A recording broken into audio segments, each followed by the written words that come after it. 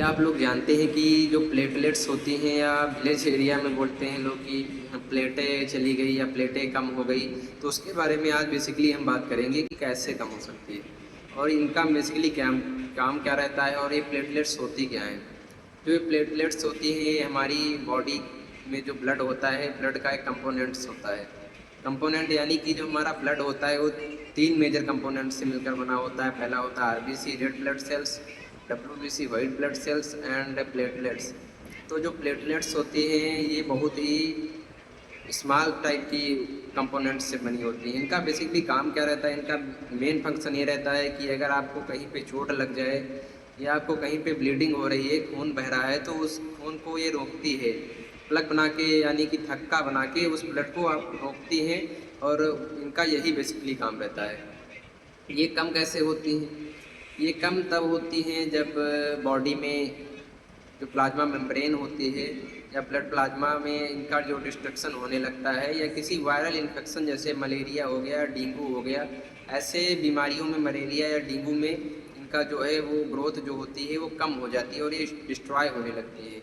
और इस सब क्योंकि जो मलेरिया और डेंगू जो डिजीज़ है ये कहीं ना कहीं व्यक्ति के इम्यून सिस्टम पे बहुत तेज़ी से अटैक करती है। तो डेंगू आने के 3 से 8 दिन के बीच में व्यक्ति के जो प्लेटलेट्स होती हैं वो बहुत जल्दी से डाउन होती हैं। इनकी रेंज क्या होनी चाहिए?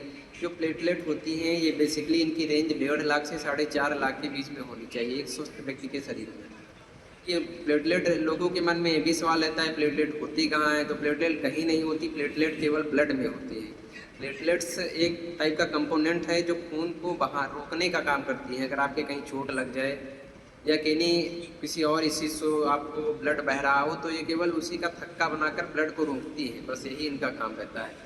और ये जो वायरल इन्फेक्शन डिजीज होती हैं जैसे मलेरिया हो गया, डेंगू हो गया, इनमें जो होता है वो प्राइमरी अटैक होता है इम्यून सिस्टम पर। वायरस जो होता है, जो जीवाणु या बैक्टीरिया होता है, वो सीधे कहीं ना कहीं ब्लड या इम्यून सिस्टम पर अटैक करता है, इसीलिए प्लेटलेट्स बहुत जल्दी से डाउन हो जाती हैं। ये प्लेटलेट की रेंज आकर 20,000, 30,000, 40, 50 डिफरेंट डिफरेंट वैल्यू पे आ जाती है। तो कुछ लोग ऐसे में अगर आपकी प्लेटलेट 50,000 होती हैं तो लोग बहुत जल्दी घबरा जाते हैं कि अब क्या होगा।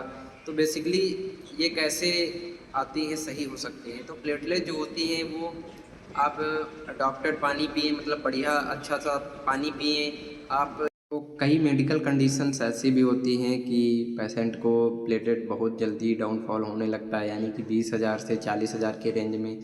तो इन परिस्थितियों में क्या हो सकता है, आप बड़े हॉस्पिटल में जो होते हैं ना वहाँ पे तुरंत बोल देते हैं कि आप प्लेटलेट का ट्रांसफ्यूजन करवाइए, यानी कि प्लेटलेट चढ़वाइए बस। बट ऐसा नहीं करना चाहिए। आप लोग ये सोचिए पहले, ये तो अगर 50,000 से प्लेटलेट ऊपर हैं तो ठीक है, सफिशिएंट मात्रा है, क्योंकि वायरल या इन्फेक्शन अगर कोई डिजीज है तो धीरे धीरे प्लेटलेट अपने आप फिर से बढ़ जाती हैं।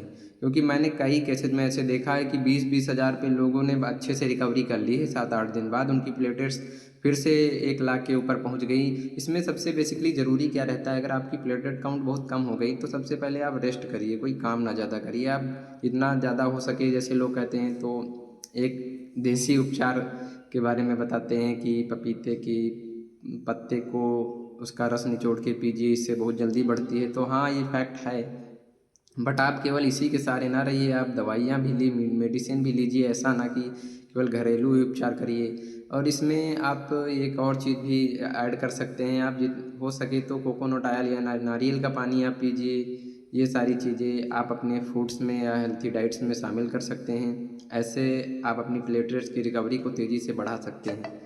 तो आज की वीडियो में बस यही सारी बातें, बाकी मिलते हैं अगली वीडियो में। तब तक के लिए जय हिंद, जय भारत। अगर वीडियो अच्छी लगी हो तो प्लीज़ फॉलो शेयर करें, क्योंकि लोगों में प्लेटलेट के लिए बहुत ज़्यादा एक घबराहट सी टाइप रहती है कि 20,000 प्लेटलेट बची, अब क्या करें, प्लेटें चली गई, कुछ ऐसा रहता है। तो ज़्यादा से ज़्यादा शेयर करिए। अगर वीडियो अच्छा लगा हो तो प्लीज़ फॉलो करें, शेयर करें और बताएं आप कमेंट में कि आप किस वीडियो पर अगला टॉपिक पर वीडियो बनाएं। तब तक के लिए धन्यवाद।